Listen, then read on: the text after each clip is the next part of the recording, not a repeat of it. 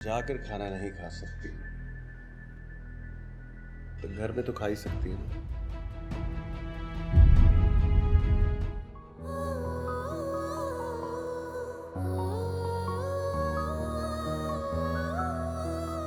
Hello Shafaq, Shafaq सुनो, मेरी बात सुनो। मुझे पता है तुम मुझसे खफा हो, लेकिन मेरी बात एक दफा सुन लो। शफक मेरी बात तो। अभी भी इस लड़की की लमतरानियां सुन रही हो, झूठी और मक्कार लड़की की। आप नहीं सुन रही खुरम की सफाइयां, सुन रही है ना आप भी? तो क्या ना सुनो, उसने बड़ी मासूमियत के साथ मेरे बच्चे को जाल में फंसाया है। तो क्यों फंसा वो? क्या मतलब? खुरम ने खुद एतराफ किया है वो हालांकि ताई के गया था। आखिर क्यों गया था? तुम एक कमरे में कैद होके रह गई हो। कशम बाहर आओ, प्लीज बाहर आओ। तुम्हारे अब्बू तुम्हारा इंतजार कर रहे हैं, वो तुम्हारे लिए परेशान है। ना करो शफक, जिद मत करो। मैं बाहर नहीं आऊंगी, बाहर खुरम है, मैं उसकी शक्ल भी नहीं देखना चाहती। वो कहाँ जाएगा बेवकूफ, वो इसी घर में रहेगा। ये कैसी बात कर दी तुमने? अम्मी मेरा दिल टूट जाता, कुछ भी हो जाता, इज्जत नफ्स नहीं टूटनी चाहिए थी। जब तक खुरम है मैं बाहर नहीं आऊंगी, मैं कुछ भी करके बाहर नहीं आऊंगी।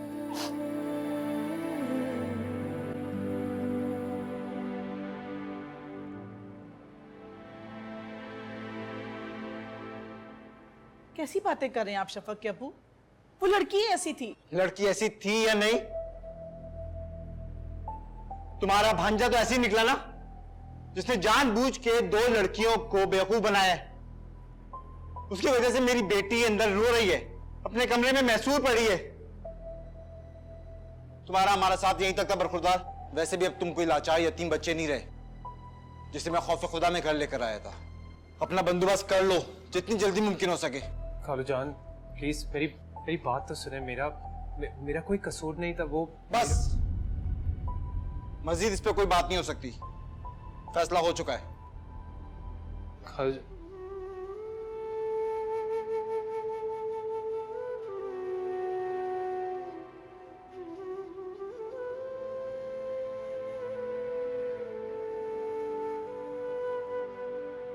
मुझे आपकी समझ में नहीं आ रही। बजाय इसके कि आप मेरी सफाई दें, बात को सुलझाएं, आप इस तरह बैग तैयार करने को खड़ी हो गई हैं। सफाई उलझन की देते, यहाँ तो सारा मामला साफ है। बस मैंने कह दिया चलो तो चलो। अरे ऐसे कैसे चलो? खालू जान ने कह दिया और आपने बात मान ली उनकी। बहुत गैरतमंद हूँ मुकर्रम मैं। तुम्हारी इस हरकत ने मेरी नजरें जमीन से जोड़ दिए, कहीं का नहीं छोड़ा मुझे। इतनी एहसान फरामोशी, बल्कि बेगैरती। तुम्हारे खालू बड़े मान से मुझे इस घर में लाए थे, बहन बनाया था मुझे। क्या कुछ नहीं दिया उन्होंने मुझे। तुम्हें पढ़ाया लिखाया, इस मकाम तक पहुंचाया, और अब जब उन्होंने कह दिया इस घर से निकल जाओ, तो मुझे जाना है, एक मिनट नहीं ठहरना। अम्मी अच्छा बताएं, रात के इस वक्त कहाँ जाएंगी आप? अम्मी अच्छा प्लीज ये रहने देना। मेरी बात सुने। रात को सरने दें, सुबह हो जाए, उसके बाद सामान पैक कर लेंगे, फिर रहने का बंदोबस्त होगा। सामान? कौन सा सामान? किस सामान की बात कर रहे हो तुम? खाली हाथ आई थी मैं इस घर में, कुछ भी नहीं था मेरे पास। न रहने का ठिकाना था, न पहनने को कपड़े थे। ये छत दी उन्होंने, कपड़े दिए, सुख दिया, आराम दिया, इस दिन के लिए कि तुम मुझे जलील करो, सबकी नजरों में गिरा दो। मुझे नहीं रहना। मैंने कहा चलो तो चलो, आना है तो आओ, नहीं तो मैं जा रही हूँ। अम्मी मेरी बात सुने। अम्मी प्लीज मेरी अम्मी। शुक्र मौसम भी अच्छा था। अब अगर तुम अपने हाथ से एक गर्मा गर्म चाय का कप पिला दो ना तो मजा ही आ जाए। हाँ, बना ही ना दे। ये चाय बनाती है अच्छी हाला। ये लड़कियां तो बस ऐसी बातें करती हैं। दादी हाला, आओ तुम मेरे पास बैठो।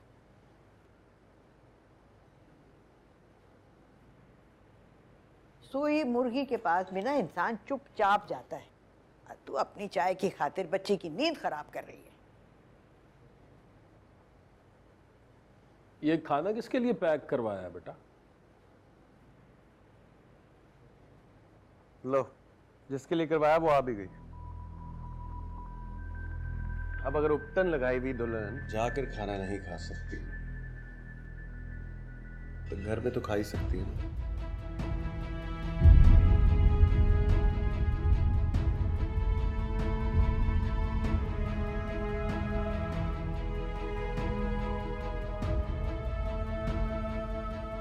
अच्छा आप हाला, मुझे एक गिलास दूध दे देना बेटा, मैंने दवा खानी है। हाँ, मेरी दवाई भी रखती थी ना।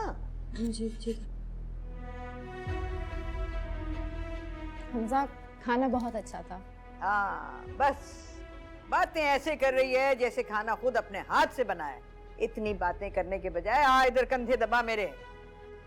अच्छा मैं दादी इसको छोड़े ना, मैं दबाता हूँ। अब मैं आ गया हूँ, मैं दबाऊंगा। जीता रहे बेटा, जीता रहे। ऐसे होते हैं ताबेदार बच्चे।